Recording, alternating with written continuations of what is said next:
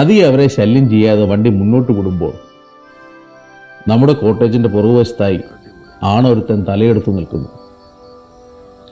രാവിലത്തെ മഞ്ഞും അതുകൊണ്ടുള്ള മൂടലും പച്ചപ്പുമെല്ലാം നിറഞ്ഞ ഫ്രെയിമിൽ അവനങ്ങനെ നിൽക്കുമ്പോൾ അവൻ്റെ കൊമ്പുകളുടെ ഭീകരത ശരിക്കും ഞാൻ ആസ്വദിക്കുന്നുണ്ടായിരുന്നു. മിസ്റ്റർ കബനിയെയും ജൂനിയർ ബോഗേശ്വരിയെയും എല്ലാം ഓർമ്മിപ്പിക്കും വിധം നീളമുള്ള കൊമ്പുകളുള്ളവൻ. എന്നാൽ അവരെക്കാളേറെ പൊക്കം ഇവനുണ്ട്, തലയെടുപ്പുമുണ്ട്. വഴി ക്രോസ് ചെയ്യാനുള്ള വരവായിരുന്നു. നമ്മുടെ വണ്ടി കണ്ട് അവനൊന്ന് നിന്നു. തുമ്പിക്ക് പൊക്കി മണം ഒന്ന് പിടിച്ചു. വളരെ ശാന്തനായി കുറച്ച് സമയം പതിയെ നിന്നു. അതിനുശേഷം പതിയെ നടക്കുകയാണ്. വലതുവശത്തേക്കാണ് അവൻ്റെ പോക്ക്. ഇവിടുത്തെ ഒരു ഉഗ്രൻ ആനയാണ് മുന്നിലുള്ളത്. ഇവൻ്റെ സാന്നിധ്യം അവൻ കടുവയെ അസ്വസ്ഥനാക്കി എന്ന് തോന്നിച്ചു.